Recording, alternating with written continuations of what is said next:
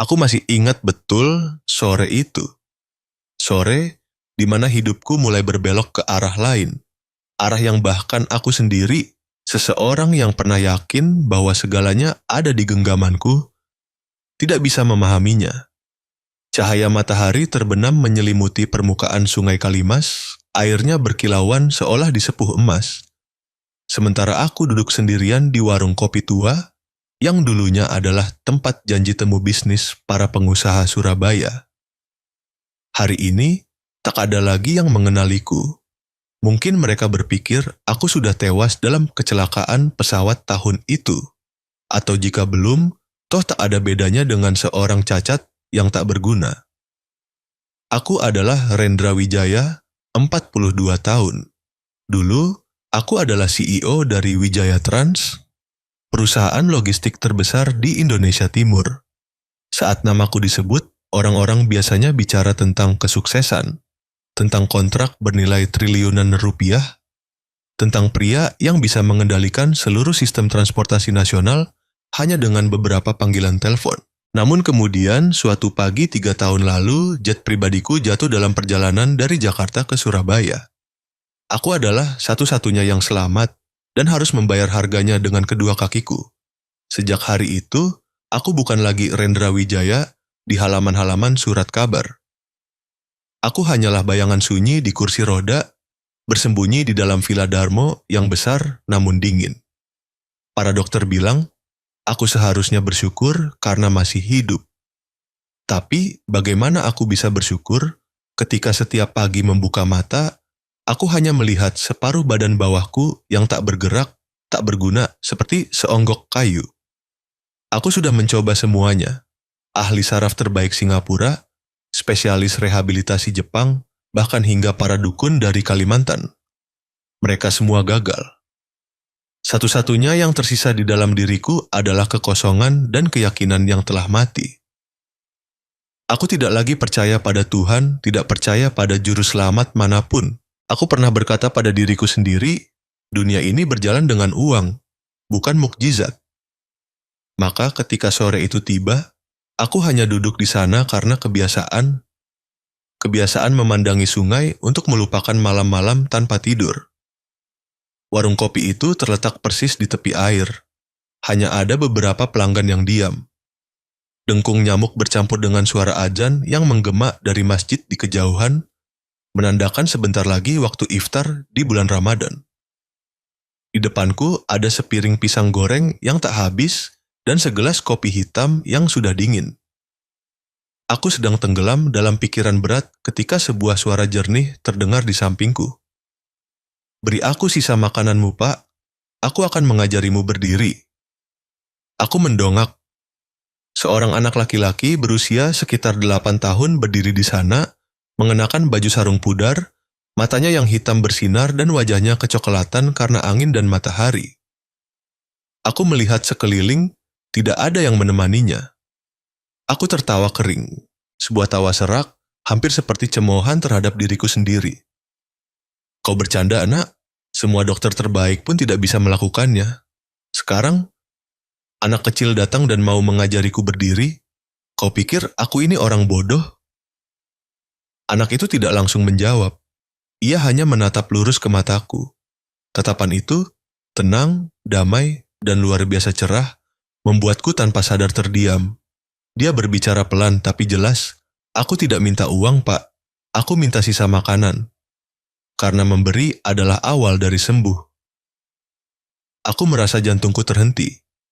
Ada sesuatu dalam perkataan itu yang membuatku tercekat.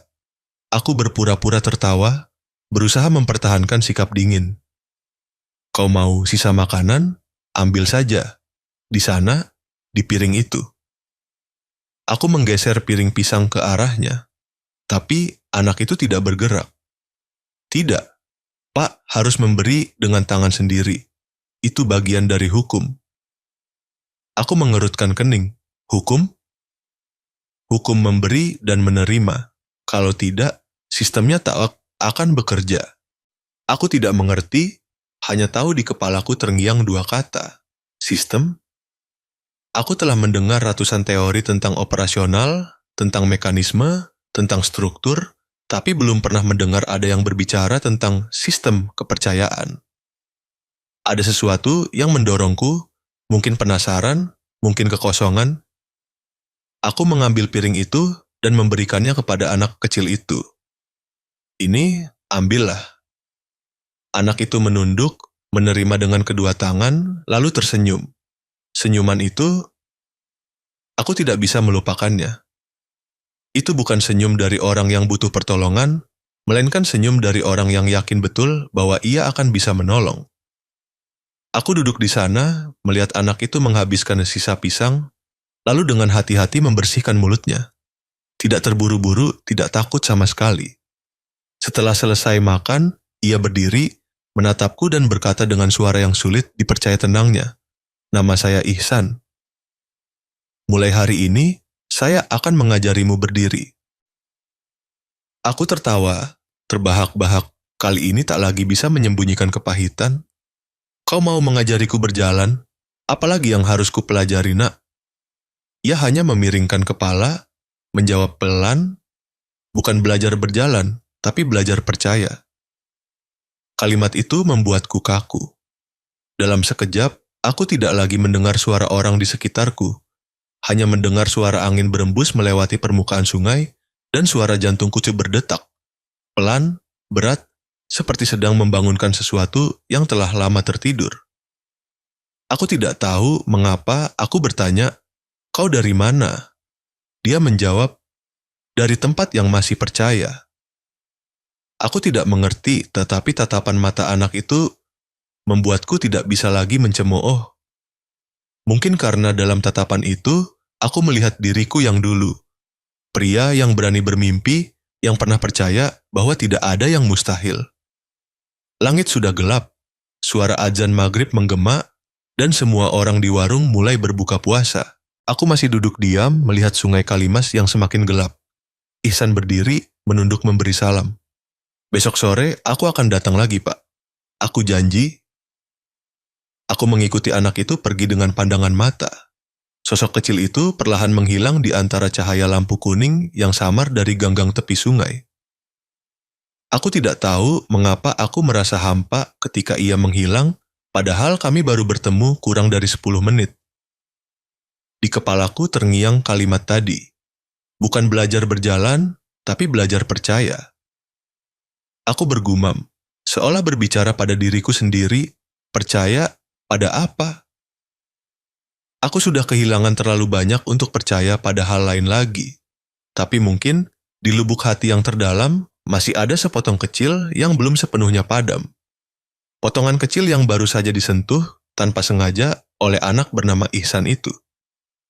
Aku memanggil pelayan, membayar, lalu memberi isyarat kepada Bayu, asistenku, untuk mendorong kursi roda ke pintu. Melangkah keluar, aku melihat sungai Kalimas mengalir dengan tenang. Entah mengapa, aku seperti mendengar suara anak itu masih terngiang dalam gemericik air. Memberi adalah awal dari sembuh. Malam itu, setelah kembali ke rumah, aku tidak bisa tidur. Bayangan Ihsan terus muncul di benakku. Mata itu, suara itu, keyakinan aneh dalam setiap perkataannya. Aku mencoba mengusirnya, meyakinkan diriku bahwa aku hanya mencari penghiburan palsu. Tapi, semakin aku mencoba melupakan, semakin aku merasa hatiku bergetar. Untuk pertama kalinya setelah berbulan-bulan, aku merasa ingin bertemu seseorang lagi. Mungkin aku gila, atau mungkin di antara hal-hal tak berarti dalam hidup ini, akhirnya ada satu hal yang pantas untuk kucoba percayai sekali lagi. Aku menoleh ke Bayu, berkata dalam kegelapan, "Besok, kalau anak itu datang, bawa dia masuk."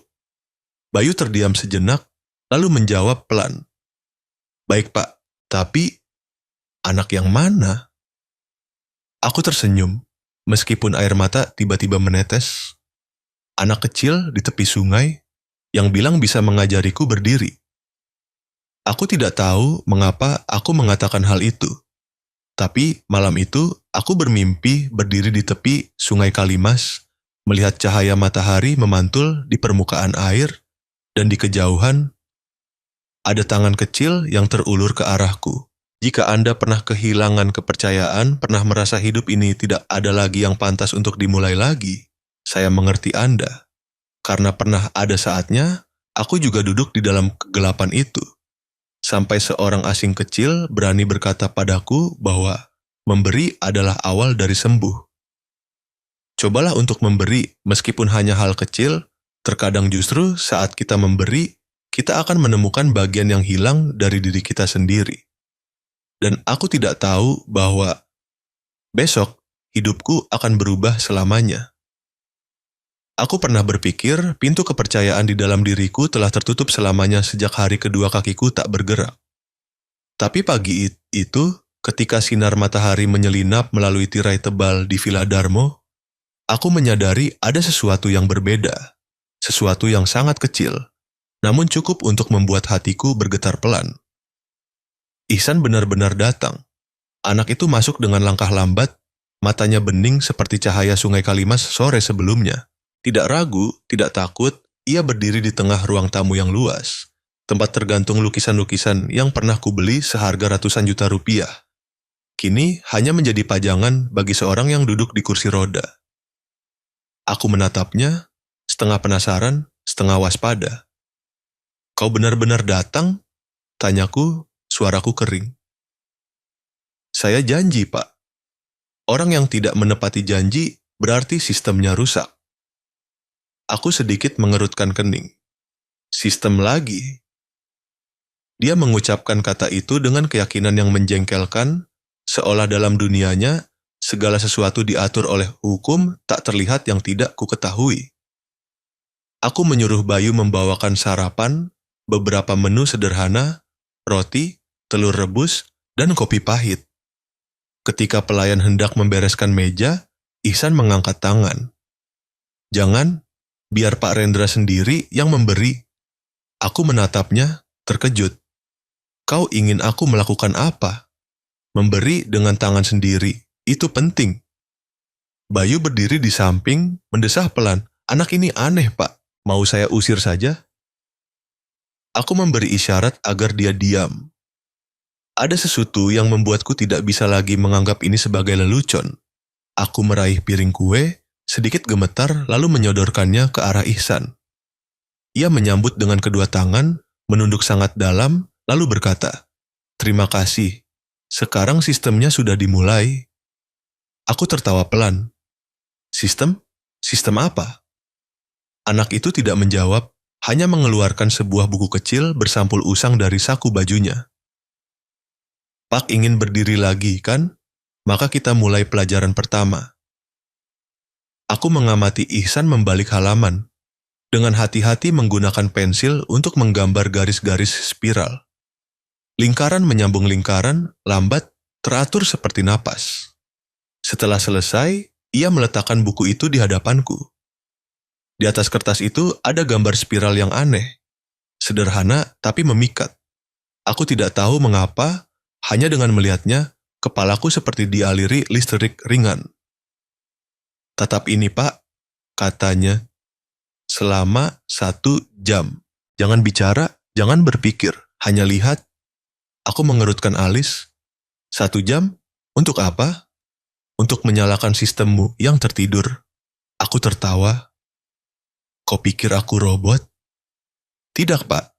Tapi tubuh manusia lebih rumit dari robot manapun. Ia punya aturan sendiri, dan Tuhan tidak pernah menciptakan yang rusak." Aku terdiam. Sudah lama sekali aku tidak mendengar seseorang mengucapkan kata Tuhan dengan nada penuh keyakinan seperti itu. Aku setuju. Mungkin karena penasaran, mungkin karena tatapan Ihsan membuatku tidak bisa menolak. Ia meletakkan buku itu di meja, lalu mundur. "Sekarang mulai. Lihat, tapi jangan menilai." Aku menatap lingkaran itu. Awalnya, aku hanya melihatnya berputar tanpa makna. 5 menit berlalu, aku mulai merasa tidak nyaman. Keringat membasahi dahiku. Aku tidak terbiasa dengan keheningan. Aku adalah orang yang suka kecepatan, rencana, perintah, bukan ketenangan. Aku hendak berpaling ketika mendengar suara Ihsan, pelan tapi jelas. "Sabar, Pak. Kalau ingin melihat sistem, jangan melawannya. Aku menarik napas dalam-dalam. Dan kemudian hal aneh terjadi. Lingkaran itu seolah bergerak. Bukan secara fisik, tapi seolah aku sedang melihat aliran energi beredar di dalamnya. Pikiranku perlahan melunak. Napasku melambat, jantungku berdetak lebih teratur. Dalam keadaan samar itu, sebuah kenangan lama membanjiri. Aku kembali menjadi anak berusia 8 tahun di Gresik, duduk di samping ayahku pada malam Idul Fitri, mendengarnya pelan-pelan membaca doa. Aroma dupa tercium di angin, dan aku ingat rasa damai itu. Rasa yang kemudian hilang di tengah negosiasi, kontrak, dan angka-angka dingin. Ayah pernah berkata, "Rendra, Tuhan menciptakan dunia dengan sistem yang sempurna. Kalau kau hidup melawannya, kau seakan lelah. Tapi kalau kau hidup di dalamnya, semuanya jadi mudah." Aku telah melupakan kata-kata itu. Kini, saat aku melihat spiral itu, aku merasa seolah ayah sedang berbicara lagi. Hanya saja melalui suara anak lain bernama Ihsan. Ketika 1 jam berlalu, Ihsan memanggil pelan. "Cukup, Pak." Aku tersentak. Seluruh tubuhku terasa baru saja dibebaskan dari cangkang yang berat. Jantungku berdetak cepat, tapi tidak lagi sakit. Aku bernapas dalam-dalam, napas yang penuh dan jernih. "Apa yang kau lakukan padaku?" tatanyaku. Anak itu tersenyum. "Saya tidak melakukan apa-apa, Pak. Tubuhmu sendiri yang melakukannya. Ia hanya lupa caranya bekerja. Semua punya sistem." Aku menatapnya. Matanya tenang, tanpa sedikit pun kesombongan. Mungkin ketenangan itulah yang membuatku percaya. Bukan percaya padanya, tapi percaya pada kemampuan diriku sendiri untuk hidup kembali. Aku bersandar, memejamkan mata. Jantungku masih berdebar kencang, tapi tidak lagi kacau. Rasa hangat menyebar ke seluruh tubuh. Aku merasa hidup. Untuk pertama kalinya setelah berbulan-bulan, aku benar-benar merasakan napasku. Sore harinya, ketika Ihsan bersiap untuk pergi, aku bertanya, "Esok kau datang lagi?" "Kalau sistemnya berjalan, saya akan datang. Kalau tidak, Pak harus memanggilnya sendiri." Aku tertawa. Memanggil dengan cara apa? Dengan percaya. Ia berbalik, berjalan melewati koridor panjang yang dipenuhi sinar matahari. Aku mengikutinya dengan pandangan, perasaan aneh membanjiri hati. Seolah cahaya samar yang pernah kupadamkan, kini mulai bersinar kembali. Malam itu, aku tidak menyalakan lampu. Aku hanya duduk dalam kegelapan, membuka buku catatan yang ditinggalkannya. Di tengah halaman itu ada gambar spiral. Masih sama, tenang. Aku terus menatapnya, lalu berbisik, "Semua punya sistem." Dan untuk pertama kalinya, aku berpikir mungkin tubuhku tidak rusak sama sekali. Mungkin justru pikiranku yang lumpuh. Pagi berikutnya, Bayu masuk ke kamar, melihatku duduk tegak di kursi, kepala terangkat tinggi. Dia tercengang. "Pak, Bapak tampak berbeda hari ini." Aku tersenyum. Mungkin karena aku mulai percaya, Bayu. Percaya pada anak itu?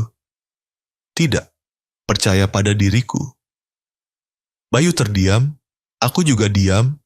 Di benakku, bayangan Ihsan dan lingkaran spiral itu berulang, menyatu seperti lingkaran yang tak terputus. Aku merasa ada sesuatu yang benar-benar mulai menyala di dalam diriku. Perlahan, tapi pasti. Aku tahu, perjalanan ini masih panjang. Aku masih belum bisa berdiri, belum bisa berjalan. Tapi aku mulai mengerti. Untuk bisa berdiri, aku harus belajar lagi cara percaya pada kehidupan yang beroperasi di dalam diriku. Bukan mukjizat, tapi sistem. Sistem kepercayaan yang pernah kulupakan. Kadang-kadang kita berpikir kita telah rusak, telah kehilangan kemampuan untuk maju, tapi mungkin kita hanya lupa cara percaya pada diri sendiri. Jika ada sesuatu dalam cerita ini yang mengingatkan Anda pada seseorang yang pernah membuat Anda lebih percaya pada kehidupan, tuliskan nama mereka di kolom komentar. Siapa tahu, tepat saat Anda menulisnya, sistem itu di hati Anda akan mulai beroperasi kembali. Ada pagi-pagi di mana Anda merasakan aliran energi aneh di dalam tubuh.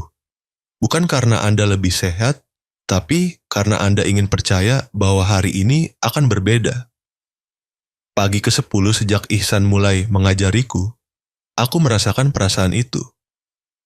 Sinar matahari menyelinap melalui tirai tebal ruang tamu, jatuh ke lantai keramik yang dingin. Aku menatap kedua kakiku yang tak bergerak.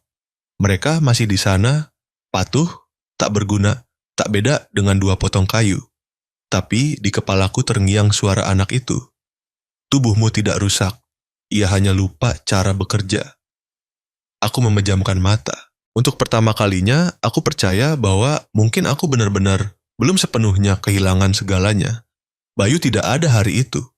Dia pergi bertemu dengan dokter rehabilitasi. Rumah itu sunyi, hanya ada suara jam dinding dan suara angin di teras. Aku meletakkan kedua tangan di sandaran kursi roda. Coba sedikit saja, kataku pada diriku sendiri. Tidak ada yang tahu, tidak ada yang melarang. Aku menarik napas dalam-dalam. Tanganku gemetar, bahuku tegang. Aku mengerahkan tenaga ke lengan dan separuh badan atasku.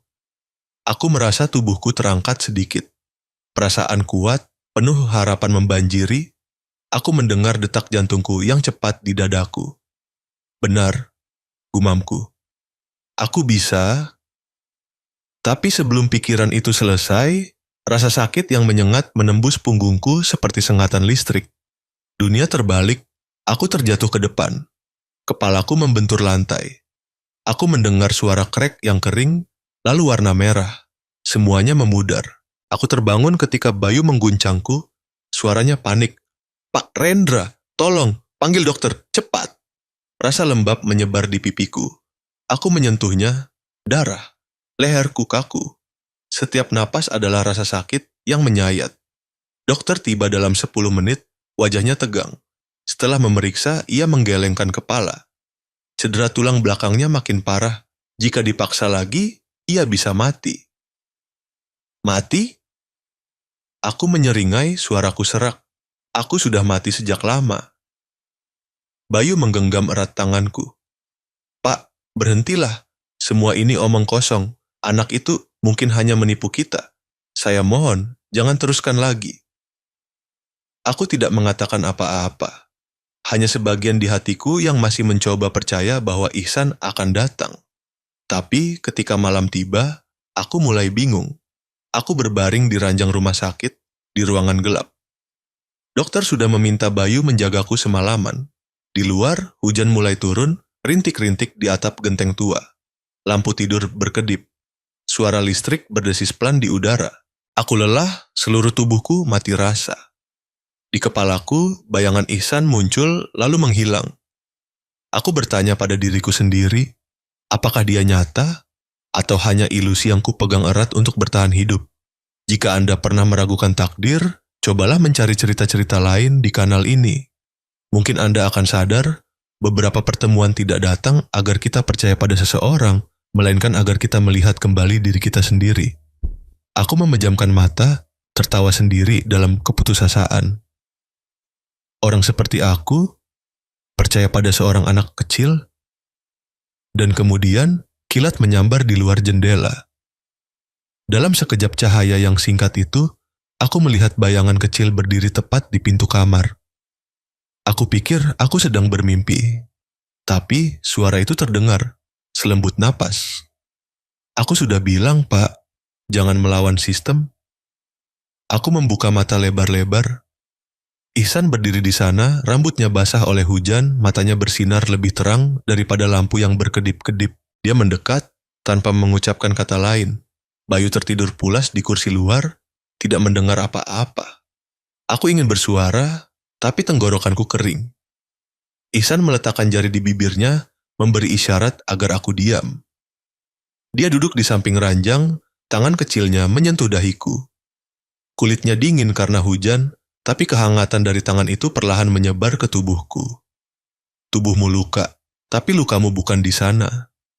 Suaranya seperti angin yang berhembus melewati malam yang panjang. Lalu dia meletakkan tangannya di dadaku. Bip, bip, bip. Suara alat monitor detak jantung berbunyi. Kacau lalu melambat, teratur. Aku merasakan jantungku berdetak jelas, tapi tidak lagi sakit. Sebaliknya ada perasaan aneh, seolah ribuan pembuluh darah kecil sedang terbuka, seolah aliran energi membanjiri setiap serat otot. Lampu di kamar berkedip-kedip, cahayanya jatuh ke wajah Ihsan. Aku melihat di matanya adalah kedamaian. Di luar, adzan maghrib berkumandang di tengah hujan. Aku tidak tahu apakah aku bermimpi atau nyata, hanya tahu air mata mulai menetes. "Apa yang kau lakukan, nak?" lirihku. Anak itu tersenyum. "Saya tidak menyembuhkanmu. Saya hanya membangunkanmu. Tubuhmu sendiri yang ingin hidup." Aku memejamkan mata, membiarkan perasaan itu menyebar. Jantungku berdetak mantap. Rasa sakit di punggungku memudar. Aku mendengar suara angin dan hujan berpadu, mendengar suara hatiku berdetak seperti doa yang tak pernah terucapkan. Dalam sekejap itu, aku menyadari, selama ini aku tidak sedang melawan penyakit, melainkan melawan rasa takut di dalam jiwaku. Aku telah mengunci jiwaku dalam keputusasaan, dan Ihsan datang hanya untuk memberikan kuncinya.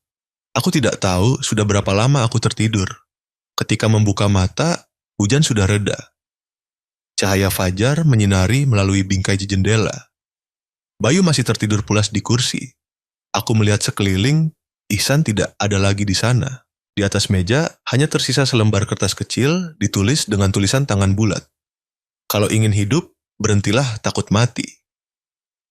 Aku memegang kertas itu, tanganku gemetar. Aku merasakan detak jantungku jelas, teratur, dan kuat. Aku memanggil pelan, "Bayu!" Dia terbangun kaget, melihatku duduk langsung terperangah. "Pak, Tuhan, Bapak sadar?" Aku mengangguk pelan, suaraku serak tapi tenang.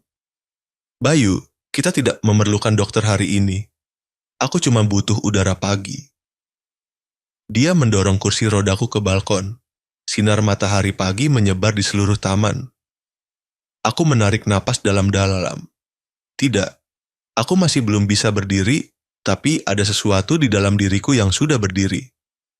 Aku menatap kedua tanganku, lalu menatap langit biru cerah, berbisik, "Tuhan masih ada, ya?" Angin sepoi-sepoi berhembus, dan aku tahu jawabannya. Aku masih tidak bisa menjelaskan apa yang terjadi malam itu. Mungkin ilmu pengetahuan, mungkin psikologi, atau sesuatu yang di luar pemahaman. Tapi yang pasti, sejak saat itu, aku tidak lagi merasa takut. Jika Anda belum benar-benar percaya bahwa keajaiban bisa terjadi tepat di saat Anda paling putus asa, carilah cerita-cerita lain di kanal saya. Anda akan melihat, terkadang Tuhan tidak datang dengan petir, tapi datang dengan tangan kecil yang menyentuh hati kita. Malam itu, sebelum tidur, aku menatap kertas Ihsan sekali lagi. Aku melipatnya dengan hati-hati, meletakkannya di bawah bantal, dan tersenyum. Aku tidak tahu apakah anak itu akan kembali besok, tapi aku tahu hal yang menantiku di depan akan lebih besar dari rasa sakit ini. Aku tidak pernah melupakan momen pagi itu, pagi pertama di mana sinar matahari yang menyinari Villa Darmo tidak lagi membuatku merasa takut. Aku sudah terlalu lama hidup dalam kegelapan. Tapi sejak malam Ihsan meletakkan tangan di dadaku, sesuatu di dalam diriku telah terbangun. Aliran energi aneh, terpendam, sabar, dan mungkin suci. Hari ketiga setelah jatuh itu, Ihsan kembali. Dia masih mengenakan kemeja putih yang sudah usang, tangan memegang buku kecil. Dia tenang seolah tidak ada yang aneh, sementara aku gugup sampai tidak bisa berkata-kata. "Kita mulai hari ini," katanya, suaranya pelan tapi tegas. "Pelajaran pertama, merangkak." Aku menatapnya, mengira aku salah dengar. "Kau bercanda? Aku bukan anak kecil." "Tidak, Pak. Tapi tubuhmu harus belajar jadi anak kecil dulu sebelum jadi manusia lagi." Kalimat itu membuatku tercekat. Aku tidak menjawab, hanya diam melihatnya membentangkan karpet besar di tengah taman. Langit gresik hari itu indah luar biasa. Langit biru jernih, angin berhembus pelan membawa aroma garam dari laut. Ihsan memberi isyarat agar aku turun dari kursi roda. "Gunakan tanganmu." Rasakan tanah. Aku ragu. Sudah berbulan-bulan aku tidak membiarkan tubuhku menyentuh tanah. Aku pernah menganggapnya sebagai tanda kelemahan, kegagalan. Tapi tatapan Ihsan membuatku tidak bisa mundur. Aku mengertakkan gigi, berpegangan. Lenganku gemetar. Lututku menyentuh tanah. Dingin, lembab, dan nyata. Keringat mengalir di dahiku, punggungku terasa perih. Bayu berdiri di dekat situ, tidak bisa menyembunyikan keterkejutannya. Pak, untuk apa semua ini? Biarkan. Aku terengah. Aku ingin lihat kemana sistem ini membawaku. Aku mulai merangkak. Sedikit demi sedikit, debu menempel di tangan, rumput memenuhi pakaian. Tapi anehnya, aku tidak merasa malu. Aku hanya merasa hidup. Ihsan mengikuti di belakang, suaranya teratur seperti detak. Setiap inci yang kau gerakan, itu imanmu yang bekerja. Aku tertawa dalam napas yang terengah-engah. Iman mengapa seberat ini, Ihsan? Tapi aku terus melanjutkan. Ketika matahari meninggi, aku berhasil merangkak setengah putaran taman. Semua ototku tegang, dan jantungku berdetak sangat kencang sampai aku bisa mendengarnya. Cukup, kata Ihsan. Pelajaran pertama selesai. Tubuhmu sudah ingat caranya bergerak. Aku duduk di atas karpet, keringat membasahi bajuku. Tapi di dalam hati muncul kebahagiaan yang tak terlukiskan. Kebahagiaan dari seseorang yang pernah mengira dirinya telah mati, kini tahu bahwa masih ada darah yang mengalir di dalam tubuhnya. 3 hari kemudian, dia berkata padaku, "Sekarang, kita belajar berjalan." Aku tertawa. Aku bahkan belum bisa berdiri tanpa jatuh, Ihsan. Itu sebabnya kita mulai sekarang. Kami pergi ke halaman. Dia meletakkan sebuah kursi di ujung jalan setapak berlantai batu. Lihat kursi itu, jangan lihat kakimu. Kalau kau menatap tujuan, tubuhmu akan mengikuti. Aku berpegangan pada rangka kayu. Setiap kali mengangkat kaki, rasa sakit menyeruak seperti ribuan jarum. Aku hampir jatuh beberapa kali, tapi setiap kali seperti itu, aku mendengar suara Ihsan. Jangan takut jatuh, takut berhenti. Itu yang mematikan. Aku mencoba melangkah sekali lagi. Lalu sekali lagi. Pada langkah ke-10, keajaiban terjadi.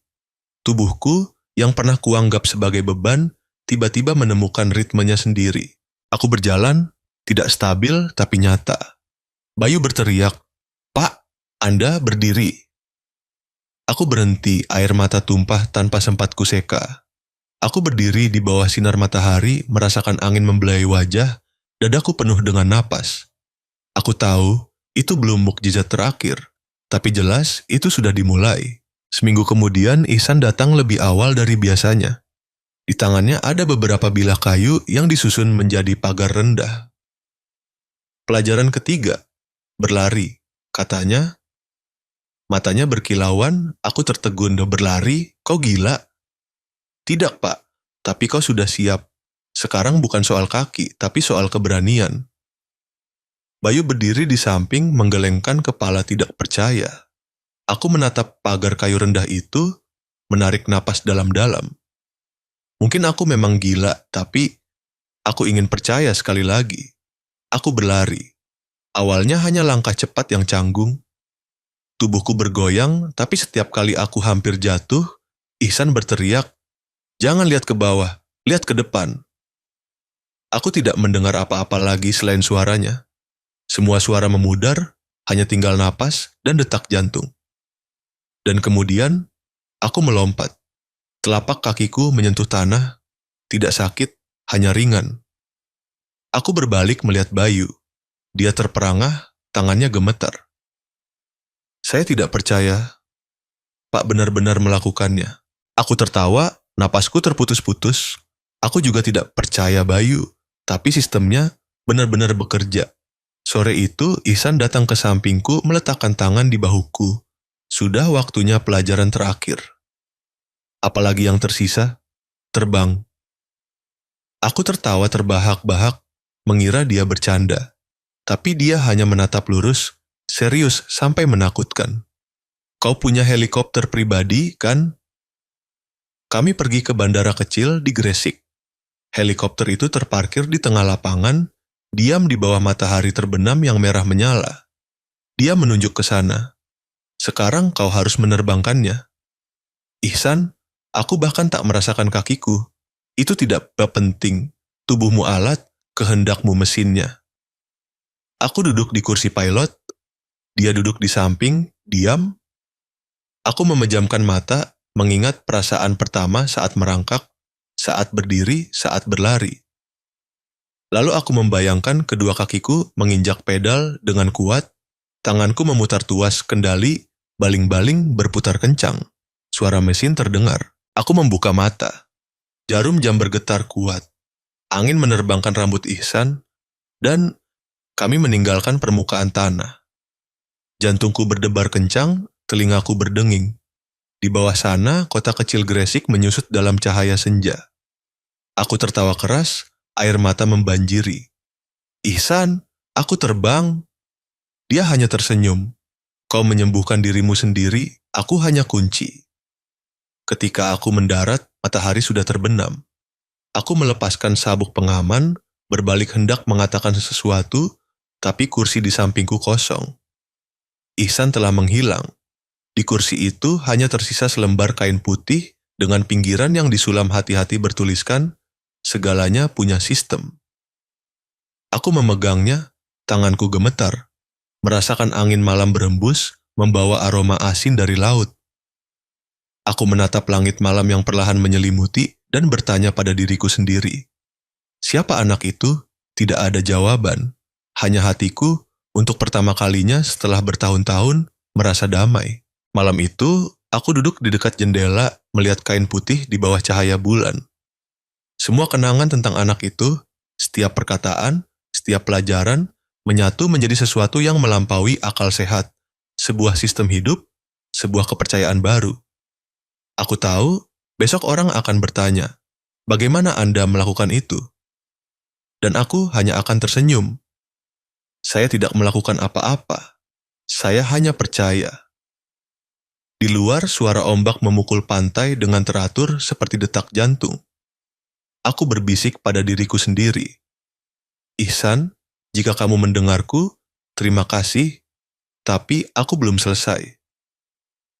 Di dalam hatiku, ada firasat kuat bahwa apa yang baru saja kualami hanyalah awal dari sesuatu yang lebih besar, sebuah perjalanan di mana kepercayaan itu sendiri yang akan membawaku ke tempat yang seharusnya kutuju. Ada pertanyaan yang tidak memungkinkan manusia hidup tenang sebelum menemukan jawabannya.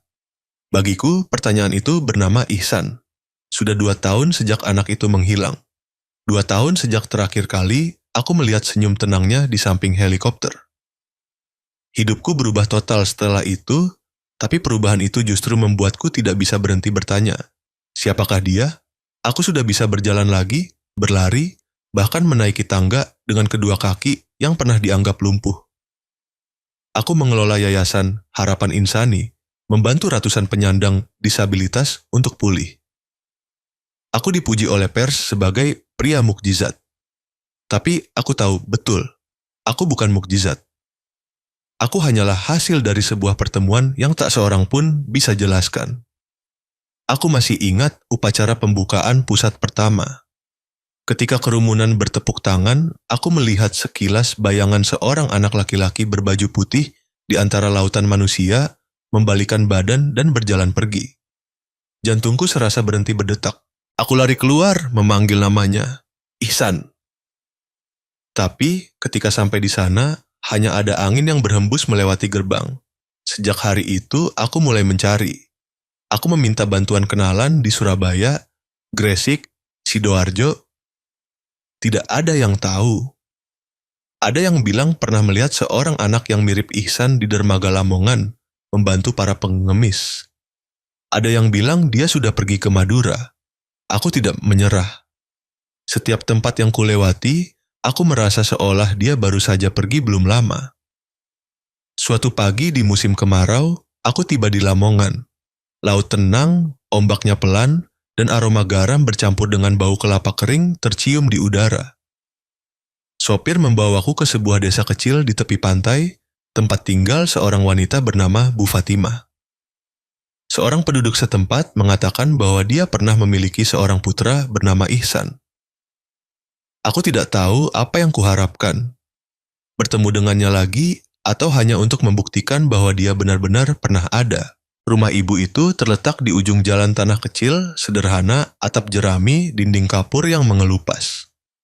Pintu tidak dikunci. Aku mengetuk perlahan mendengar suara jawaban yang lemah dari dalam.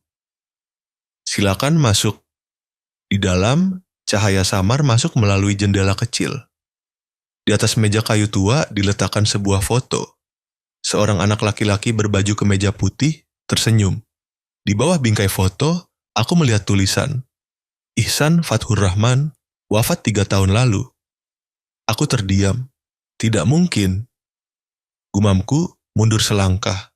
3 tahun lalu? Tanganku gemetar. Aku merasa semua suara di dalam rumah tiba-tiba menghilang. Wanita itu keluar. Dia mengenakan jilbab coklat tua, wajahnya lembut tapi diselimuti kesedihan mendalam. Kau mencari Ihsan ya? Aku mengangguk, berusaha menjaga suara tetap tenang. Saya kenal dia, Bu. Dia menyelamatkan hidup saya. Ibu itu menatapku sejenak, lalu tersenyum pelan. Anak saya memang suka menolong orang. Bahkan setelah dia pergi pun, orang-orang masih bilang mereka pernah bertemu dengannya. Aku tidak mengerti. Maksud ibu itu menunjuk ke arah laut yang jauh. 3 tahun lalu, waktu banjir besar di Gresik, dia ikut membantu anak-anak di panti. Tapi arus deras menyeretnya pergi. Jenazahnya tak pernah ditemukan. Aku duduk terperosok di kursi bambu di dekat situ. Hatiku berat seperti batu. Semua bayangan tentang dia, mata itu, suara itu, tangan yang menyentuh dadaku, berputar-putar di kepalaku. Jika dia sudah meninggal sebelum aku bertemu, lalu siapa yang menyentuhku? Bu Fatimah menuangkan secangkir teh panas untukku, meletakkannya di meja. Suaranya pelan, hangat. Ihsan anak yang aneh sejak kecil, dia selalu bilang Tuhan memberinya tugas menyalakan sistem harapan. Ibu itu tersenyum sedih. Dulu saya pikir itu cuma khayalan anak kecil, tapi makin besar, ia makin serius. Dia suka mendatangi orang sakit, orang sedih, bilang pada mereka bahwa tubuh manusia tidak rusak, hanya lupa cara bekerja. Aku menatapnya, tenggorokanku tercekat. Itu persis yang dia katakan padaku. Ibu itu mengangguk. Saya tidak tahu bagaimana, tapi setelah dia pergi, banyak orang datang ke sini. Mereka bilang telah bertemu Ihsan di berbagai tempat, di rumah sakit, di jalan, bahkan di mimpi mereka. Dia datang dan pergi begitu saja, lalu hidup mereka berubah. Ibu itu berhenti, menatap jauh ke mataku. Dan sekarang, kau datang? Aku tidak bisa menahan air mata. Aku menunduk, tanganku menggenggam erat tepi meja. Bu, saya tidak tahu, dia malaikat arwah atau hanya bayangan imanku sendiri. Tapi dia menyembuhkanku. Dia mengajarkan saya percaya lagi. Ibu itu mendekat, meletakkan tangan lembut di bahuku. Tidak ada, Pak. Kau yang menyembuhkan dirimu sendiri. Ihsan hanya menunjukkan jalan. Kalimat itu seperti pisau lembut yang menusuk dadaku, sakit tapi menenangkan. Aku menangis. Bukan karena sedih, tapi karena menyadari satu hal sederhana. Semua mukjizat dalam hidup ini dimulai dari dalam diri kita. Aku keluar dari rumah ketika matahari sudah condong ke barat. Laut Lamongan berubah menjadi warna tembaga. Aku berjalan di atas pasir, setiap butir pasir lembut seolah memegang langkah kakiku, menahannya. Aku menoleh melihat rumah kecil itu, tempat Bu Fatimah berdiri di ambang pintu, tersenyum, tangan diletakkan di kusen pintu tua. Dia tidak memanggilku kembali. Dia hanya mengangguk pelan, seperti seorang ibu yang mengantar anaknya melanjutkan perjalanannya. Aku mengerti, mulai sekarang Ihsan bukan lagi manusia yang bisa kusentuh. Dia adalah bagian dari kepercayaan, dari diriku sendiri, dari siapapun yang pernah kehilangan harapan dan sedang belajar cara hidup kembali. Dalam perjalanan kembali ke Surabaya, aku melihat keluar jendela mobil di mana matahari terbenam mewarnai merah ladang garam. Angin laut berhembus melalui celah jendela, membawa aroma asin dan hangat. Di kepalaku masih terngiang suara lembut anak kecil bertahun-tahun lalu. Tubuhmu tidak rusak, hanya lupa cara bekerja. Semua punya sistem. Aku tersenyum. Mungkin aku akhirnya mengerti sistem yang dia maksud tidak hanya tubuh, tapi jiwa. Adalah operasi ajaib dari kepercayaan. Ketika mobil mendekati jembatan Suramadu, aku meminta sopir berhenti. Aku turun, berjalan beberapa langkah sendiri menuju pagar pembatas. Angin bertiup kencang, membawa uap air dan bau garam. Aku berdiri di sana, memejamkan mata, membiarkan angin meresap ke dalam setiap napas. Sudah lama sekali, aku baru merasa sebebas ini. "Ihsan," bisikku. "Kalau kau benar-benar mendengarku, terima kasih. Aku takkan berhenti menyalakan sistem ini untuk orang lain." Aku membuka mata. Di kejauhan, matahari terbenam di balik cakrawala. Seekor burung terbang melintasi cahaya senja. Hanya sekejap, tapi aku sempat melihat, matanya memantulkan warna cahaya putih terang. Persis seperti tatapan Ihsan hari itu. Aku tertawa, berkata pelan, "Baiklah nak, aku mengerti. Kau tidak pernah pergi, ya?" Ketika mobil mulai berjalan lagi, aku diam-diam membuka ponsel. Mencatat kalimat singkat. Mulai rencana baru, pusat potensi manusia. Aku tahu apa yang harus kulakukan selanjutnya. Aku akan menciptakan tempat di mana orang-orang yang putus asa diajarkan cara percaya pada diri sendiri, seperti Ihsan pernah mengajariku. Sebelum memejamkan mata di perjalanan panjang, aku menatap langit malam melalui jendela. Sebuah bintang yang bersinar terang sedang menyinari laut, berkilauan seperti sebuah janji. Aku berkata pelan, hanya cukup didengar oleh diriku sendiri. Jika tubuh punya sistem, maka kepercayaan juga punya. Dan kita hanya perlu memulainya dengan cara yang benar. Di luar, suara ombak masih memukul pantai dengan ritme yang teratur seperti jawaban diam. Aku merasakan jelas, satu bab dalam hidupku telah tertutup untuk membuka hal yang lebih besar. 10 tahun, angka yang cukup panjang bagi seorang manusia untuk melupakan rasa sakit, tapi terlalu singkat untuk melupakan hal-hal yang mengubah seluruh hidupnya. Aku masih ingat jelas pagi pertama berjalan dengan kedua kaki itu. Perasaan tanah yang dingin di telapak kaki, aroma angin gresik bercampur dengan suara adzan subuh, semuanya seperti sebuah kesaksian bahwa mukjizat itu nyata. Kini, aku berdiri di tengah lobi utama Pusat Potensi Manusia Nusantara. Pusat yang kucurahkan seluruh hati setelah bertemu Bu Fatimah. 10 tahun ini, tempat ini telah menyelamatkan ratusan nyawa. Bukan dengan obat, melainkan dengan iman. Aku pernah berpikir, ketika mencapai segalanya, aku akan merasa damai. Tapi tidak. Jauh di dalam hati, masih ada ruang kosong bernama Ihsan. Pagi ini, pusat lebih ramai dari biasanya. Aku melihat melalui jendela kaca besar, melihat orang-orang yang sedang berlatih rehabilitasi berjalan di lapangan. Mereka tertawa, mereka jatuh, lalu bangkit lagi. Aku melangkah masuk ke ruang pelatihan, suaraku bergema di antara ruang yang putih cerah. "Ingat baik-baik," kataku kepada para pelatih muda. "Kita tidak mengobati tubuh, kita membangunkan kehendak. Tubuh hanya mengikuti pikiran yang percaya." Mereka mengangguk, mencatat. Seorang gadis muda bertanya, "Tapi, Pak, bagaimana kalau mereka tidak mau percaya?" Aku tersenyum. Kalau hati tertutup, tak ada sistem yang bisa bekerja. Tapi, kadang cukup satu kalimat, satu tindakan untuk membuka pintu itu. Aku tidak menambahkan lagi. Di benakku, aku teringat sore di tepi sungai Kalimas bertahun-tahun lalu, di mana seorang anak kecil pernah membuka pintu itu untukku hanya dengan sebuah kalimat sederhana. "Beri aku sisa makananmu, Pak. Aku akan mengajarimu berdiri." Ketika aku keluar dari ruangan, Bayu, kini Direktur Operasional Pusat, mendekat. "Pak, ada kasus baru," katanya. Seorang anak laki-laki 14 tahun Kecelakaan mobil, lumpuh separuh badan. Keluarga membawanya dari Surabaya. Mereka dengar pusat kita bisa melakukan hal yang tidak bisa dilakukan medis. Aku mengangguk, bawa mereka ke kantor. Pintu terbuka. Seorang wanita kurus tampak lusuh mendorong kursi roda masuk. Di kursi itu ada seorang anak laki-laki kurus, matanya sedih, tapi masih ada sinar masa muda. Ketika melihatku, dia menunduk, suaranya gemetar. "Pak, bisakah Anda menyembuhkanku?" Pertanyaan itu seperti gema dari masa lalu. Hatiku tercekat.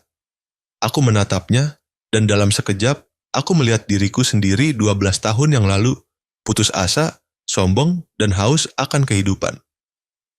Aku duduk, sejajar dengan matanya. "Siapa namamu, Nak?" "Arga, Pak. Berapa lama kau tak bisa berjalan?" "Setahun lebih sejak kecelakaan." "Dan dokter bilang apa?" "Katanya, sarafku rusak. Tidak ada harapan." Aku tersenyum tipis, menggelengkan kepala. Kalimat itu sudah aku dengar berkali-kali. Tapi engkau tahu, tidak ada yang rusak dalam tubuh manusia yang percaya. Anak itu mendongak, matanya seolah menyala. Aku memberi isyarat kepada Bayu untuk mengambil piring keramik kecil di laci meja. Di atasnya ada sedikit nasi putih, sisa makan siangku yang belum habis. Aku mendorong piring itu ke arah Arga, suaraku pelan, kata demi kata, "Beri aku sisa makananmu, dan aku akan mengajarimu berdiri." Ruangan hening. Hanya ada suara angin masuk melalui jendela dan detak jantungku. Teratur, kuat, seperti hari Ihsan telah membangunkannya. Ibu itu terperangah melihatku, sementara anak laki-laki itu gemetar. Aku melihat air mata mengalir di pipi kurusnya. "Kenapa? Kenapa, Pak, minta itu?" "Karena memberi adalah awal dari sembuh. Saat kau memberi, berarti kau percaya masih punya sesuatu untuk dibagikan." Anak itu menatap piring nasi, lalu menatapku. Perlahan, dia mendorongnya ke arahku dengan tangan yang lemah. "Ini, Pak, ambillah." Aku menerimanya, tangan kami bersentuhan sejenak, hangat dan nyata. Aku menatap jauh ke matanya. Di mata itu, aku tidak lagi melihat keputusasaan, melainkan permulaan dari sebuah sistem yang sedang dinyalakan. "Bagus, Arga," kataku. "Sekarang sistemmu sudah menyala." Bayu yang berdiri diam di belakangku sedikit menggigil. Mungkin dia teringat pagi yang sama 10 tahun lalu ketika menyaksikan aku pertama kali merangkak di lantai, percaya pada hal yang paling tidak masuk akal. Aku menginstruksikan Arga untuk berlatih bernapas. "Tutup matamu. Rasakan udara masuk dan keluar. Tubuhmu akan mengikuti pikiranmu." Dia menurut. Sesaat kemudian, aku melihat bahu kecilnya gemetar. Bukan karena sakit, tapi karena percaya. Itulah momen paling penting dalam terapi apapun, ketika seseorang berhenti meragukan dan mulai percaya. Di luar, suara azan duhur menggema, lembut, memanjang di udara. Cahaya siang menembus bingkai jendela, menyinari wajah Arga. Aku melihat air matanya berkilauan seperti berlian. "Pak," panggilnya pelan. "Apakah Tuhan benar-benar mendengar orang seperti aku?" Aku tersenyum. "Tuhan selalu mendengar, Nak. Tapi kadang dia bicara lewat dirimu sendiri." Dia mengangguk, bibirnya gemetar, dan aku tahu benih kepercayaan telah ditanam. Ketika mereka keluar dari ruangan, Bayu mendekat, suaranya sedikit bergetar. "Pak," saat Bapak mengucapkan kalimat itu, saya merasa seperti mendengar suara anak kecil hari itu. Aku berbalik, menatapnya. "Iya, Bayu." Saya pun mendengarnya. Suara itu tak akan pernah hilang. Aku mendongak menatap dinding di belakang meja kerjaku. Di sana tergantung foto hitam putih tua. Seorang anak kecil tersenyum, matanya bersinar, dan di bawahnya ada sulaman tangan. Mukjizat bukan sihir, mukjizat adalah iman yang hidup. Aku menyentuh bingkai foto itu dengan lembut. "Terima kasih, Ihsan," bisiku. "Warisanmu tidak berhenti di sini." Sore hari, aku berjalan melintasi halaman pusat. Para pasien berlatih, tertawa riang di bawah sinar matahari. Seorang wanita yang kehilangan satu tangan sedang membantu orang lain belajar memegang pulpen dengan tangan kirinya. Seorang pemuda disabilitas sedang mengajari anak baru cara duduk seimbang. Melihat mereka, aku mengerti. Ihsan tidak pernah pergi. Dia ada di dalam setiap orang yang percaya bahwa mereka bisa berdiri. Aku berhenti di bawah bayangan pohon, menatap langit gresik yang biru jernih. Angin sepoi-sepoi berhembus, membawa suara ratusan tawa. Satu lingkaran telah tertutup, tapi pada saat yang sama, lingkaran lain telah terbuka. Malam itu, ketika pusat sepi, aku duduk sendirian di kantor. Di meja masih ada piring keramik kecil yang disentuh arga. Aku menatapnya, teringat pada makanan 12 tahun yang lalu, piring yang sama, suara yang sama, tapi orang yang berbicara sudah tiada. Aku mengambil pulpen, menulis di selembar kertas putih sebuah kalimat singkat, meninggalkannya di meja. Setiap orang adalah guru bagi yang lain, jika ia mau percaya. Aku melipat kertas itu, meletakkannya di bingkai foto Ihsan. Cahaya lampu kuning memantul di permukaan kaca, membuat mata dalam foto itu seolah bersinar. Aku tersenyum, berkata pelan, "Tidurlah, nak. Sistem kita masih beroperasi." Di luar, bulan purnama menyinari taman pusat, tempat ratusan lampu kecil dinyalakan seperti bintang-bintang. Dalam angin malam, aku mendengar suara itu, jauh tapi jelas. Segalanya punya sistem. Aku memejamkan mata, hatiku terasa ringan. Karena aku tahu, selama manusia masih percaya, mukjizat tidak akan pernah berakhir.